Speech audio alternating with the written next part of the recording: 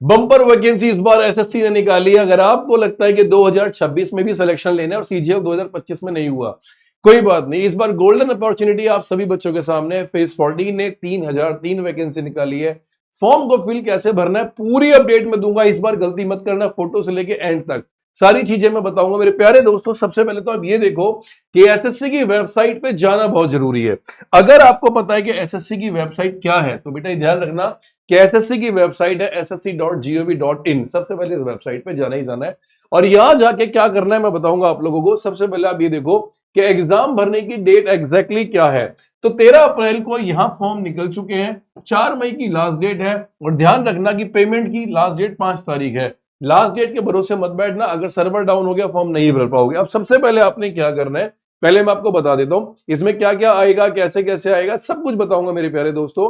पहले तो आप ये देखो कि अगर आप blindness and low vision, deaf and कोई भी आपको फिजिकली कोई डेफिशिएंसी है और अगर आपका मेडिकल सर्टिफिकेट बना है तो मार्क्स में रफा रफ छूट मतलब छूट मिलेगी आपको, कोई दो राय नहीं है, भगवान करे ऐसा ना हो। लेकिन आप ध्यान रखना मेरे बच्चे, यहां पर सबसे इंपॉर्टेंट चीज है आपकी एज को। बहुत सारी पोस्ट है जिनके लिए अलग अलग एज है, किसी में 18 से 25 है, किसी में 18 से 27 है, किसी में 18 से 28 है, किसी में 18 से 30 है और किसी में 18 से 35 भी मांगी है। यानी ओ भाई साहब अपॉर्चुनिटीज अपॉर्चुनिटीज है, कोई लोड यहां पे नहीं है। अब सवाल ये उठता है कि सर फॉर्म भरे कैसे। तो पहले मैं बता दूं कि जो भी एज मैंने दिखाई थी वो जनरल की थी। अगर आप SC ST हैं 5 साल की छूट है, अगर ओबीसी है 3 साल की छूट है, पीडब्ल्यूबीडी जैसे ब्लाइंडनेस के तो 10 साल की छूट है, ऐसे अलग अलग छूट सबको मिली हुई है, उसको आप छोड़ दीजिए मेरे प्यारे बच्चे। अब सबसे पहले आपने क्या करना है कि आप एसएससी की वेबसाइट पे जाओगे। कहां जाओगे आप? एसएससी की वेबसाइट पे जाओगे। जब एसएससी की वेबसाइट ओपन होगी, मेरी बात ध्यान से समझना, ssc.gov.in की वेबसाइट ओपन होगी तो वहां पर ऐसे लॉगिन और रजिस्टर का ऑप्शन आएगा। आप किसी पे भी क्लिक कर दो, एक ही बार क्लिक होगा और जैसे ही आप ओपन करोगे तो यहां पर एक कैंडिडेट का पेज खुलेगा। मेरी बात ध्यान से समझना, यहां पर एक कैंडिडेट का पेज खुलेगा क्योंकि अगर आप रजिस्टर कर रहे हो, देखो लॉग इन करोगे तो अगर आपने पहले ओटीआर भर रखा है, एसएससी में पहले कभी पेपर दिए हैं क्या, पहले कभी फॉर्म भरा है, तो ध्यान रखना जैसे ही लॉग इन करोगे तो आपकी क्रेडेंशियल सामने आ जाएंगे खुल के कि भाई आपका नाम क्या है, आपके फादर का नाम क्या है। लेकिन मैं बता दूं कि जो भी भरना वो सोच समझ के भरना, अगर एक बार गलती हो गई तो फिर उसको करेक्शन करने में बड़ी दिक्कत आएंगी। तो आपने क्या करना, जब इसको रजिस्टर करोगे तो यहाँ पर एक कैंडिडेट का ऑप्शन आएगा, ध्यान से मेरी बात समझना, कैंडिडेट का ऑप्शन आएगा। अब जब आएगा user name, registration, phone number, एक फोन नंबर यहां पर आपको डालना होगा, बट फोन नंबर वो डालना जो फोन हमेशा आपके पास रहे, जिसमें ओटीपी आएंगे। और मेरे बच्चे अपना एक पासवर्ड जनरेट कर लेना, रजिस्ट्रेशन पासवर्ड जो भी जनरेट करोगे लिख लेना और एक कैप्चा होगा, इस कैप्चा को यहाँ फिल कर देना और लॉगिन कर देना। अगर आपके पास लॉगिन आईडी है तो, नहीं है तो यहां पर आप क्या करेंगे, रजिस्टर नाउ पे जाएंगे और अपनी बेसिक डिटेल्स यहां पर फाइल करेंगे। क्या करेंगे? बेसिक डिटेल्स फाइल करेंगे रजिस्टर करने के बाद। अब कहानी क्या है कि जब आप इस पेज को खोलेंगे तो आपका वन टाइम रजिस्ट्रेशन नए कैंडिडेट्स के लिए ऐसे खुलेगा, जिसमें सबसे पहले आपको अपनी पर्सनल डिटेल्स भरनी होगी, आपको पासवर्ड क्रिएट करना होगा और आपको अपने नेशनलिटी, एड्रेस, एजुकेशन के बारे में डालना होगा। और मेरे बच्चे कैंडिडेट्स की डिटेल्स जो आएंगी, फादर नेम, मदर नेम, जो भी भरना 10th की मार्कशीट के आधार पे भरना, आधार कार्ड से कोई लेना देना नहीं है। आई रिपीट, जो भी भरना 10th की मार्कशीट पे। तो जब आप ओटीआर भरेंगे, ओटीआर मतलब वन टाइम रजिस्ट्रेशन करोगे, तो अपनी पर्सनल डिटेल्स जब डाल दोगे, पासवर्ड क्रिएट कर लोगे, एडिशनल डिटेल्स भर लोगे, डिक्लेरेशन कर लोगे, तो इसे कर देना कंटिन्यू। तो जब आप इसे कंटिन्यू कर देंगे तो मेरे प्यारे बच्चों यहां पर फिर एक पेज आपका और खुलेगा और वो पेज ऐसा खुलेगा जहां पर आप डिटेल्स फिल करोगे। जैसे मेरे बच्चे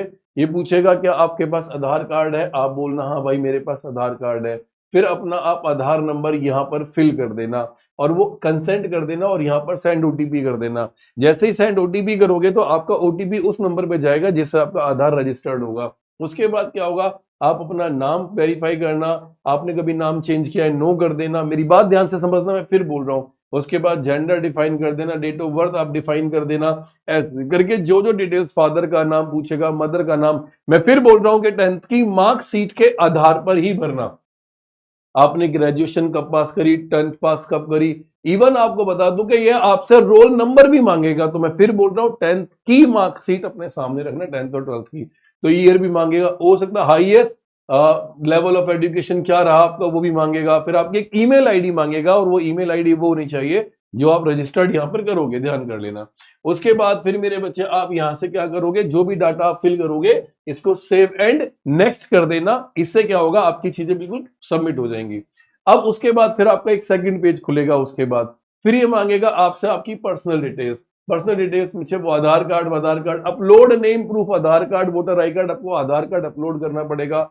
डेट ऑफ बर्थ प्रूफ में आप अपना पैन कार्ड, अगर आपके पास है पैन कार्ड अपलोड कर सकते हो। ड्राइविंग लाइसेंस है, ड्राइविंग लाइसेंस अपलोड कर सकते हो, या 10th की मार्कशीट भी अपलोड कर सकते हो। ठीक है, एक फोटो अपलोड करनी है। अगर मैं फोटो के बारे में बात करूं तो थोड़ी देर रुकना, फोटो का डिस्क्रिप्शन बताऊंगा कैसा होना चाहिए, और वीडियो को अंत तक देखना से भरने से पहले। फिर अपना मैट्रिकुलेशन सर्टिफिकेट में आपका नाम क्या था वैसे ही नाम भरना है, नाम चेंज किया मतलब वो सारी चीजें दोबारा आपको फिर वेरीफाई करनी पड़ेंगी। वेरीफाई करना बहुत ज्यादा जरूरी है। उसके बाद जैसे ही आप भरोगे, उसके बाद आपका एक registration number, this is called OTR number होगा, और ये आपको अपने पास सेव करना है फ्यूचर रेफरेंस के लिए। इवन ये आपके मेल पर भी आ जाएगा, जो जरूरी है, जिससे कि आप यहां पर आपका रजिस्ट्रेशन नंबर मेरे प्यारे दोस्तों जनरेट हो गया। अब यहां पर आप क्या करोगे, कंटिन्यू कर दोगे। कंटिन्यू करने के बाद आप मेरी बात समझना, जैसे ही आप कंटिन्यू करोगे तो वो आपसे कहेगा ठीक है भाई एक बार दोबारा लॉग इन कर लो। तो अब इसके लिए मेरे बच्चे वो आपको सबसे पहले एक password, please set a new password, एक पासवर्ड जनरेट करने के लिए बोलेगा। आपका रजिस्ट्रेशन नंबर शो करेगा।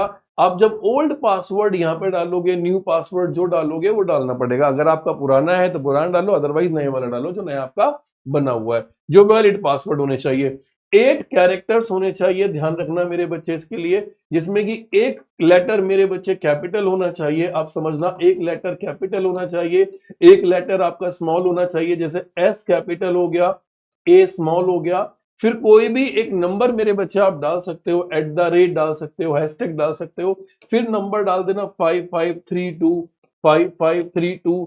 इस तरह से कोई नंबर आप डाल सकते हो, कोई भी आप अपनी डेट ऑफ बर्थ डाल सकते हो जैसे आपको, लेकिन याद रखना एक कैपिटल एक स्मॉल देन एक साइन आपको डालना है। ये ध्यान रखना, सबसे इंपॉर्टेंट स्पेशल कैरेक्टर होना चाहिए। ठीक है, password must not contain space और कोई कंटेन मतलब कोई भी use only allowed special characters at the rate hash, इस तरह का पासवर्ड आप यहां जनरेट कर सकते हो। आप जब पासवर्ड जनरेट कर लोगे तो यहां से बोलेगा कंफर्म पासवर्ड। कंफर्म वही होगा जो ऊपर डाला है, और उसके बाद आपके सिक्योरिटी क्वेश्चंस होंगे कि भाई आपका पेट कौन सा है, निकनेम क्या है, इस तरह के आप क्वेश्चंस पे सेलेक्ट कर लेना और यहां से सेव एंड एग्जिट करके आगे बढ़ जाना। जैसे ही आप मेरे प्यारे बच्चों सेव एंड एग्जिट करके आगे बढ़ोगे तो उसके बाद आपसे आपकी कैटेगरी पूछेगा कि आप ईडब्ल्यूएस कैटेगरी में हो, आप जनरल कैटेगरी में हो, या आप मेरे बच्चे एससी कैटेगरी में हो, ओबीसी कैटेगरी में हो। ये बोलेगा citizen of India, contact details other national नहीं है। ठीक है, अगर विजिबल आइडेंटिफिकेशन मार्क, आपकी बॉडी पे कोई तिल हो, कोई जलने का निशान हो, कोई चोट का निशान हो, जैसे अगर मैं कहूं कि भाई मेरे हाथ पे जो है मेरे पैर पे जलने का निशान है, तो मेरे बच्चे मैं यहां पर क्या लिख दूंगा, ध्यान से मेरी बात समझना, burn sign on right leg. इस तरह से मेरे बेटे मैं लिख दूंगा कि जलने का जो साइन है मेरे सीधे पैर पे है। उसके बाद डिसेबिलिटी है, बेंचमार्क से नहीं है, नो कर देना। उसके बाद मेरे बच्चे ये आपका परमानेंट एड्रेस मांगेगा, ध्यान से मेरी बात समझना। फिर आपने अपना एड्रेस डाल देना, present address same as permanent, जिस एड्रेस पे रहते हो उसी पे कुछ करना है तो यस कर दो। तो इससे क्या होगा, दोबारा भरने की जरूरत नहीं पड़ेगी। अगर आप चाहते हो कि मैं रहता कहीं और हूं और कोरियर कहीं और हो तो उसके लिए आपको नया एड्रेस वहां फिल करना पड़ेगा, ये ध्यान रख लेना बच्चे। ठीक है, उसके बाद आपको यहां से सेव एंड नेक्स्ट कर देना है और फिर आप आगे बढ़ जाना। ठीक है, उसके बाद मेरे बच्चे वन टाइम रजिस्ट्रेशन में फाइनल आएगा डिक्लेरेशन, कि आप डिक्लेरेशन कर दो कि भैया ये डिक्लेरेशन है और मैं इसके लिए एग्री करता हूं, और एग्री करने के लिए आप इस पे क्लिक कर दोगे और यहां से क्या कर दोगे। बट हाँ, एक बार मेरे बच्चे डिक्लेयर करने से पहले प्रीव्यू कर लेना कि आपने कोई गलती तो नहीं की फॉर्म भरने में। तो मेरे बच्चे ध्यान रखना कि अगर कहीं गलती है तो अभी एडिट कर लेना, बाद में एडिट नहीं होगी। तो ये वाला कंसेप्ट आपका क्लियर हो गया। अब सवाल ये आता है कि सर आपको ना फोटो भरनी है। अब ऐसे मेरे बच्चे आपका जैसे लिखा है ना application format specimen phase 14 selection post ऐसे खुल जाएगा। अब इसकी तो रीड एंड वो देगा, छोड़ दो उसे। पर्सनल डिटेल्स आपने सारी भरी दी है, आप लॉगिन करोगे तो सारी चीजें खुल जाएंगी, father name, mother name, date of birth सब आपका खुल जाएगा, जेंडर वेंडर सब ऐसे दिख जाएगा, मैट्रिक वैट्रिक, ये पूरा पेज प्रीव्यू में आपका खुल के दिखाई देगा और सारी डिटेल्स ऐसे आपकी फिल होंगी जो आपको नजर आ रही होगी कि हाँ भाई चलो ये है। और फाइनली आप जब इसको चेक कर लोगे ये सारी चीजें आपको नजर आ जाएंगी। यहां से सेव एंड नेक्स्ट करते करते ये मैंने क्या बोला, जब आपका फाइनल आपने कहा सर मेरा बिल्कुल ओके है, मुझे कोई दिक्कत नहीं है, तो यहां पर सारी चीज नजर आ जाएंगी, ठीक है। एजेंशियल क्वालिफिकेशन पूछेगा, रिलैक्सेशन पूछेगा, एज चाहिए नहीं चाहिए, और मेरे बच्चे अब आता है आपका फोटोग्राफ अपलोड करने का सिस्टम, ठीक है। तो कैप्चर लाइव फोटो। अब मैं आपको एक चीज बताता हूँ, फेस ऑथेंटिकेशन मांगेगा, डिक्लेरेशन मैंने बता ही दिया था कैसे करना है आप लोगों को।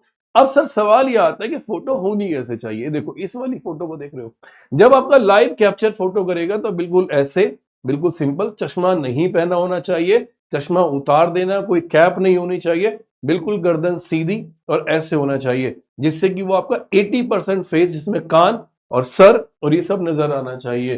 तो ये मेरे बच्चा फोटोग्राफ ऐसे होने चाहिए। अगर आपकी फोटोग्राफ इस तरह की है, आपने अपलोड कर दी कोई फोटोग्राफ, आपने एक्स्ट्रा कलर कर दिया, टू क्लोज उल्टा कर दिया, ब्लरिंग कर दी, चश्मा लगा रखा है, कुछ भी हुआ, ये आपका फॉर्म मेरे प्यारे बच्चों कंप्लीटली रिजेक्ट हो जाएगा, कंप्लीटली रिजेक्ट हो जाएगा, ये ध्यान कर लेना। तो ये चीज है। अब सवाल आता है कि बच्चे ये सारे डिपार्टमेंट्स हैं आपके, आप जो देख रहे हो इतने सारे डिपार्टमेंट्स हैं, सबसे पहली पोस्ट ही स्टेनोग्राफर की है, जिसके बारे में मैंने कहा था, इसमें एज 18 से 27 चाहिए, लेबोरेटरी अटेंडेंट चाहिए। टोटली हर डिपार्टमेंट में, हर मिनिस्ट्री में 3003 पोस्ट हैं, और आपके लिए तो एक पोस्ट है। आपको करना कुछ नहीं है, बस 4 सब्जेक्ट रेडी करने हैं, मैथ, रीजनिंग, इंग्लिश और जीएस। 100 क्वेश्चन का पेपर होगा, मल्टीप्लाई बाय 2, 200 मार्क्स होंगे, 1/4 की नेगेटिव मार्किंग होगी, और मेरे प्यारे बच्चों आपको ये एग्जाम क्लियर करने के बाद एक बहुत प्यारी मिनिस्ट्री मिल जाएगी। उम्मीद है कि आप लोगों को पूरा कंसेप्ट समझ आ गया होगा। अगर नहीं समझ आया और आपके मन में कोई सवाल है, आप कमेंट में लिख दो कि सर इसका ये जवाब क्या होना चाहिए, या मैं, मेरी एज इतनी है, या मेरी क्वालिफिकेशन इतनी है, मैं ग्रेजुएटेड हूं, अंडर ग्रेजुएटेड हूं, कोई भी सवाल हो कमेंट में डालो, मैं उसका जवाब आपको उस कमेंट में ही दे दूंगा। वीडियो अच्छी लगी लाइक एंड सब्सक्राइब जरूर कर देना। जय हिंद दोस्तों, थैंक यू।